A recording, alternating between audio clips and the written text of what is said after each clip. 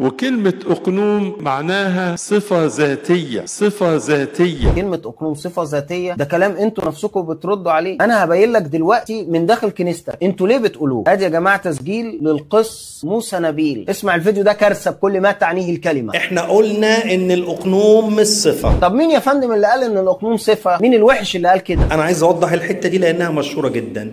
دي مشهورة جدا، ده حتى البطرك عادها. تخيل ما وصلوش الخبر ان هي غلط، بس او يمكن هو بيدلس. مين اللي قال ان الأقنوم صفة؟ ده كان سيدنا البابا الأنبا شنودة، كان بيبسط لغير المسيحيين مش بتاعتنا. انت تعرف الايمان المظبوط، الأقنوم شخص قائم بذاته بدون انفصال. اوعى تقع في قصة صفة دي خالص. دي نضحك بقى على المسلمين بس، لكن انت تعرف الايمان الصح. أقنوم شخص غير منفصل، يعني انت الله عندك 3 اشخاص، انت تعرف الايمان الصح. لكن المسلم لا، المسلم عادي نضحك عليه نقول له اي كلام. نعمل ايه تاني عشان نبين للناس كذبكم؟ ده الانبا رفائيل نفسه رد على الكلام ده. فترة عندنا في مصر لما كان في اباء كليروس بيشرحوا الثالوث، واحنا عندنا التيار بتاع الشرح الاسلامي ان احنا كفرة عشان بنعبد 3 آلهة، فقالوا لهم كلمة أقنوم يعني صفة ذاتية في الله. لكن الحقيقة دي مش صح، لان ما يصحش ان المسيح بعد كل اللي عمله معانا نقول له انت حتة صفة، مجرد انت صفة. يعني المسيح صفة؟ ينفع كده انبا توضس؟ زعلت الانبا المسيح صفة بعد كل اللي عمله عشانك ده، في الاخر تقول ان هو صفة؟